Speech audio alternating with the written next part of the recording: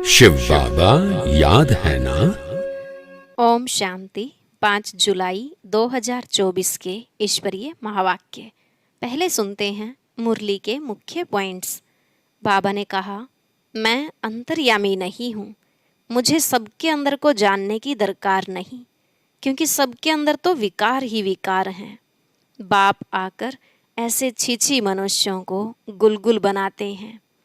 तुम धनी के बन बाप से वर्षा लेने का पुरुषार्थ करते हो। तुम्हारी माया के साथ गुप्त लड़ाई चलती है।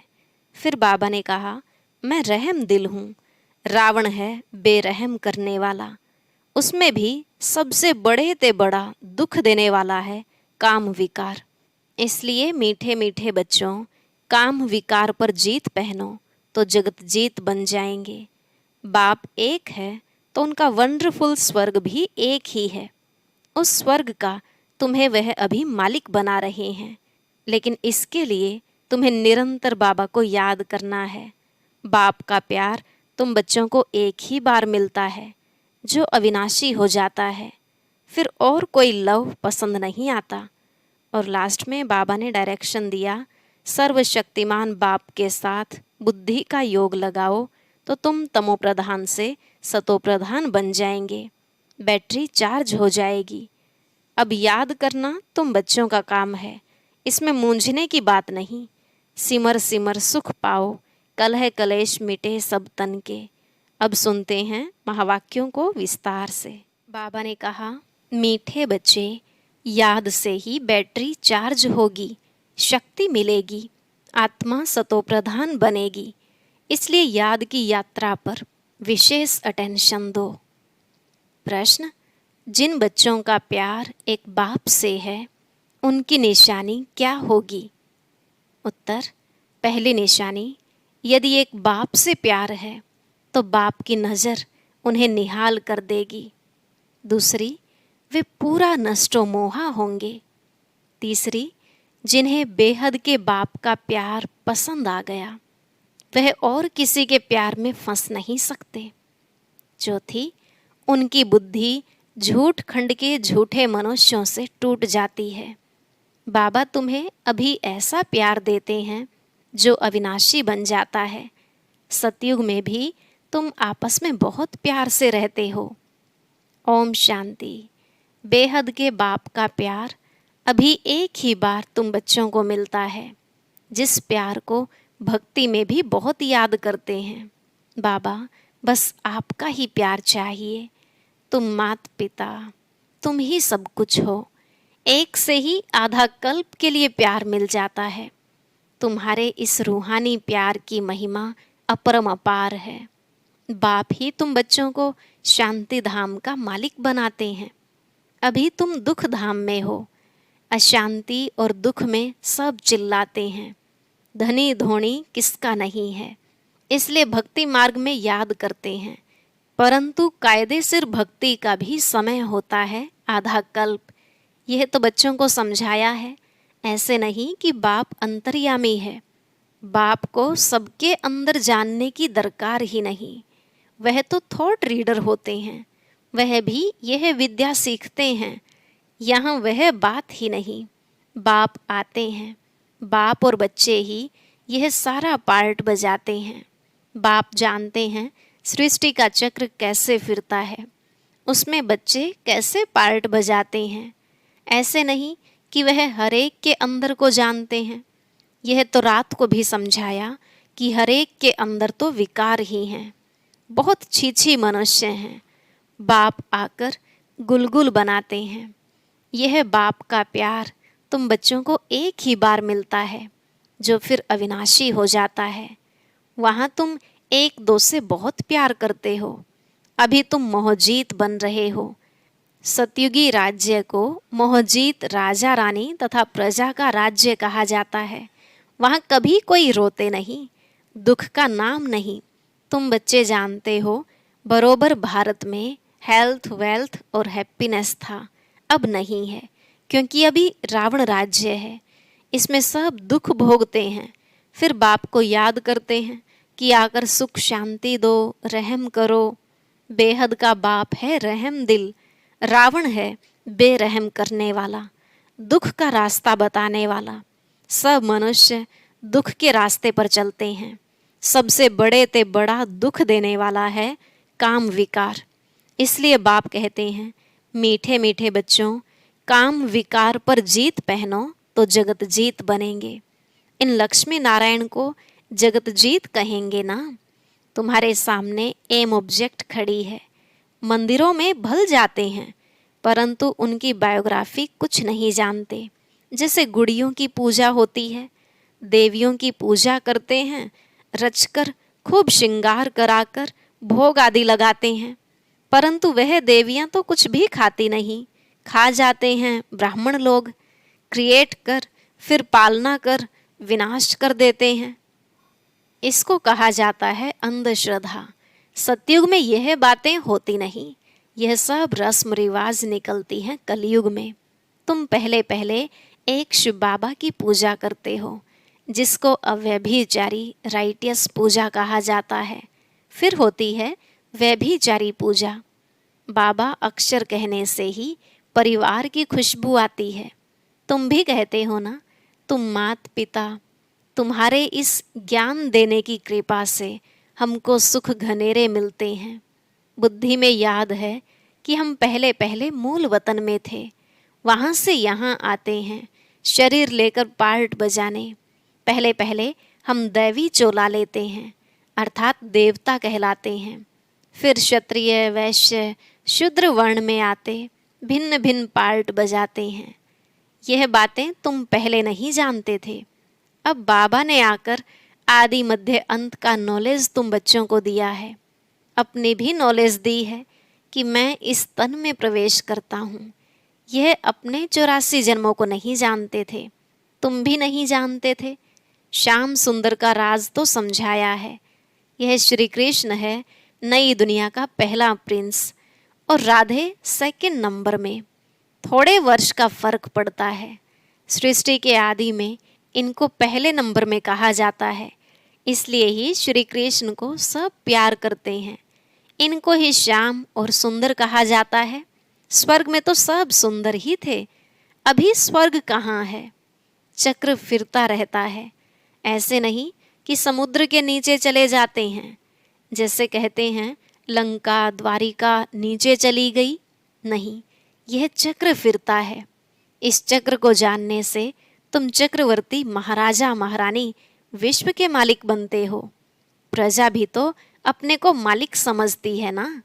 कहेंगे हमारा राज्य है, भारतवासी कहेंगे हमारा राज्य है। भारत नाम है, हिंदुस्तान नाम रोंग है। वास्तव में आदि सनातन देवी देवता धर्म ही है, परंतु धर्म भ्रष्ट कर्म भ्रष्ट होने के कारण अपने को देवता नहीं कह सकते। यह भी ड्रामा की नोंद है। नहीं तो बाप कैसे आकर फिर देवी देवता धर्म की स्थापना करे? आगे तुमको भी इन सब बातों का मालूम नहीं था, अब बाप ने समझाया है। ऐसा मीठा बाबा, उनको फिर तुम भूल जाते हो। सबसे मीठा बाबा है ना। बाकी रावण राज्य में तुमको सब दुख ही देते हैं ना, इसलिए बेहद के बाप को याद करते हैं। उनकी याद में प्रेम के आंसू बहाते हैं।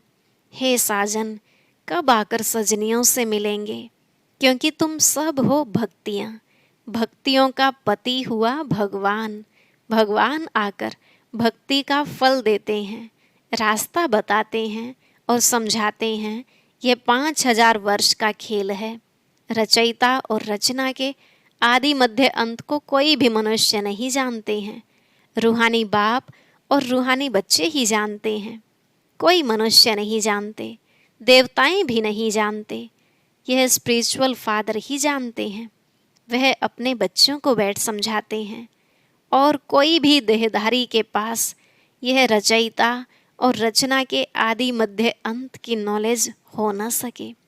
यह नॉलेज होती ही है रूहानी बाप के पास। उनको ही ज्ञान ज्ञानेश्वर कहा जाता है। ज्ञान ज्ञानेश्वर तुमको ज्ञान देते हैं राज राजेश्वर बनाने के लिए, इसलिए इसको राजयोग कहा जाता है। बाकी वह सभी हैं हठयोग। हठयोगियों के भी चित्र बहुत हैं। सन्यासी जब आते हैं वह आकर बाद में हठयोग सिखलाते हैं। जब बहुत वृद्धि हो जाती है तब हठयोग आदि सिखलाते हैं। बाप ने समझाया है, मैं आता ही हूँ संगम पर, आकर राजधानी स्थापन करता हूँ। स्थापना यहाँ करते हैं, न कि सतयुग में। सतयुग आदि में तो राजाई है, तो जरूर संगम पर स्थापना होती है। यहाँ कलयुग में है सब पुजारी, सतयुग में है पूज्य। तो बाप पूज्य बनाने के लिए आते हैं। पुजारी बनाने वाला है रावण, यह सब जानना चाहिए ना। यह है ऊंचते ऊंच पढ़ाई। इस टीचर को कोई जानते नहीं। वह सुप्रीम बाप भी है, टीचर भी है, सतगुरु भी है। यह कोई नहीं जानते। बाप ही आकर अपना पूरा परिचय देते हैं। बच्चों को खुद पढ़ाकर फिर साथ में ले जाते हैं। बेहद के बाप का लव मिलता है तो फिर और कोई लव पसंद नहीं आता। इस समय है ही झूठ खंड, झूठी माया झूठी काया। भारत अब झूठ खंड है, फिर सतयुग में होगा सचखंड। भारत कभी विनाश को नहीं पाता है। यह है सबसे बड़े ते बड़ा तीर्थ, जहाँ बेहद का बाप बच्चों को बैठ सृष्टि के आदि मध्य अंत का राज समझाते हैं और सर्व की सद्गति करते हैं। यह बहुत बड़ा तीर्थ है। भारत की महिमा अपरमपार है, परंतु यह भी तुम समझ सकते हो। भारत है वंडर ऑफ वर्ल्ड। वह है माया के 7 वंडर्स। ईश्वर का वंडर एक ही है।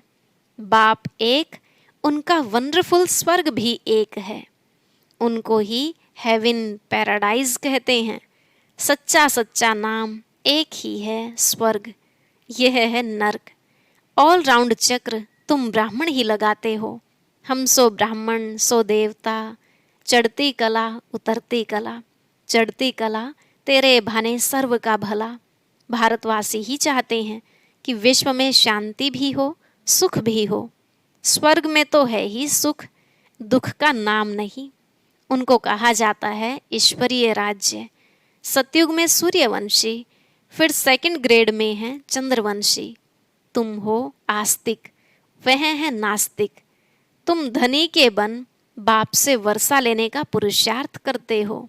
तुम्हारी माया के साथ गुप्त लड़ाई चलती है। बाप आते हैं रात्रि को। शिवरात्रि है ना, परंतु शिव की रात्रि का भी अर्थ नहीं समझते। ब्रह्मा की रात पूरी होती है, दिन शुरू होता है। वह कहते हैं श्री कृष्ण भगवानुवाच। यह तो है शिव भगवानुवाच। अब राइट कौन? श्री कृष्ण तो पूरे 84 जन्म लेते हैं। बाप कहते हैं मैं आता हूँ साधारण बूढ़े तन में। यह भी अपने जन्मों को नहीं जानते हैं। बहुत जन्मों के अंत में जब पतित बन जाते हैं तो पतित सृष्टि पतित राज्य में आता हूँ। पतित दुनिया में अनेक राज्य, पावन दुनिया में होता है एक राज्य। हिसाब है ना। भक्ति मार्ग में जब बहुत नोधा भक्ति करते हैं, सिर काटने पर आ जाते हैं, तब उनकी मनोकामना पूरी होती है। बाकी उसमें रखा कुछ भी नहीं है। उसको कहा जाता है नोधा भक्ति। जब से रावण राज्य शुरू होता है तब से भक्ति के कर्म कांड की बातें मनुष्य पढ़ते पढ़ते नीचे आ जाते हैं। कहते हैं व्यास भगवान ने शास्त्र बनाए, क्या क्या बैठ लिखा है। भक्ति और ज्ञान का राज अभी तुम बच्चों ने समझा है। सीढ़ी और झाड़ में यह सब समझानी है। उसमें 84 जन्म भी दिखाए हैं। सब तो 84 जन्म नहीं लेते हैं। जो शुरू में आए होंगे वही पूरे 84 जन्म लेंगे। यह नॉलेज तुमको अभी ही मिलती है, फिर सोर्स ऑफ इनकम हो जाती है। 21 जन्म कोई अप्राप्त वस्तु नहीं रहती जिसकी प्राप्ति के लिए पुरुषार्थ करना पड़े। उसको कहा जाता है बाप का एक ही स्वर्ग है, वंडर ऑफ द वर्ल्ड। नाम ही है पैराडाइज। उनका बाप मालिक बनाते हैं। वह तो सिर्फ वंडर्स दिखाते हैं, परंतु तुमको तो बाप उसका मालिक बनाते हैं। इसलिए अब बाप कहते हैं निरंतर मुझे याद करो, सिमर सिमर सुख पाओ, कलह कलेश मिटे सब तन के, जीवन मुक्ति पद पाओ। पवित्र बनने के लिए याद की यात्रा भी बहुत जरूरी है। मन मना भव, तो फिर अंतमति सो गति हो जाएगी। गति कहा जाता है शांति धाम को। सदगति होती है यहाँ, सदगति के अगेंस्ट होती है दुर्गति। अभी तुम बाप को और रचना के आदि मध्य अंत को जान गए हो। तुमको बाप का लव मिलता है। बाप नज़र से निहाल कर देते हैं, सम्मुख आकर ही नॉलेज सुनाएंगे ना। इसमें प्रेरणा की तो कोई बात ही नहीं। बाप डायरेक्शन देते हैं, ऐसे याद करने से शक्ति मिलेगी। जैसे बैटरी चार्ज होती है ना, यह मोटर है, इसकी बैटरी डल हो गई है। अब सर्वशक्तिवान बाप के साथ बुद्धि का योग लगाने से फिर तुम तमोप्रधान से सतोप्रधान बन जाएंगे। बैटरी चार्ज हो जाएगी। बाप ही आकर सबकी बैटरी चार्ज करते हैं। सर्वशक्तिमान बाप ही है। यह मीठी मीठी बातें बाप ही बैठ समझाते हैं। वह भक्ति के शास्त्र तो जन्म जन्मांतर पढ़ते आए हो। अब बाप सब धर्म वालों के लिए एक ही बात सुनाते हैं। कहते हैं, अपने को आत्मा समझ बाप को याद करो तो तुम्हारे पाप कट जाएंगे। अब याद करना तुम बच्चों का काम है, इसमें मूंझने की तो बात ही नहीं है। पतित पावन एक बाप ही है। फिर पावन बन सब घर चले जाएंगे। सबके लिए यह नॉलेज है। यह है सहज राजयोग और सहज ज्ञान। अच्छा, मीठे मीठे सिकिलधे बच्चों प्रति माता पिता बाप दादा का याद प्यार और गुड मॉर्निंग। रूहानी बाप की रूहानी बच्चों को नमस्ते। रूहानी बच्चों की रूहानी बाप दादा को नमस्ते नमस्ते, गुड मॉर्निंग, शुक्रिया बाबा, शुक्रिया। धारणा के लिए मुख्य सार। पहला पॉइंट, सर्वशक्तिमान बाप से अपना बुद्धि योग लगाकर बैटरी चार्ज करनी है। आत्मा को सतोप्रधान बनाना है। याद की यात्रा में कभी मूंझना नहीं है। दूसरा, पढ़ाई पढ़कर अपने ऊपर आप ही कृपा करनी है। बाप समान प्यार का सागर बनना है। जैसे बाप का प्यार अविनाशी है, ऐसे सबसे अविनाशी सच्चा प्यार रखना है। मोहजीत बनना है। आज का वरदान, महसूसता की शक्ति द्वारा मीठे अनुभव करने वाले सदा शक्तिशाली आत्मा भव। महसूसता की शक्ति द्वारा मीठे अनुभव करने वाले सदा शक्तिशाली आत्मा भव। बाबा ने कहा, यह महसूसता की शक्ति बहुत मीठे अनुभव कराती है। कभी अपने को बाप के नूरे रत्न आत्मा अर्थात नैनों में समाई हुई श्रेष्ठ बिंदु महसूस करो। कभी मस्तक पर चमकने वाली मस्तक मणि, कभी अपने को ब्रह्मा बाप के सहयोगी राइट हैंड ब्रह्मा की भुजाएं महसूस करो। कभी अव्यक्त फरिश्ता स्वरूप महसूस करो। इस महसूसता शक्ति को बढ़ाओ तो शक्तिशाली बन जाएंगे। फिर छोटा सा दाग भी स्पष्ट दिखाई देगा और उसे परिवर्तन कर लेंगे। स्लोगन, सर्व के दिल की दुआएं लेते चलो तो आपका पुरुषार्थ सहज हो जाएगा। सर्व के दिल की दुआएं लेते चलो तो आपका पुरुषार्थ सहज हो जाएगा। शांति। बाप का बनकर भी अगर कोई रोता है तो ऐसी आत्मा को कौन सी प्राप्ति नहीं होगी। रोने से क्या क्या 10 बड़े नुकसान हो सकते हैं, जानने के लिए सुनते हैं आज का विशेष ज्ञान मोती।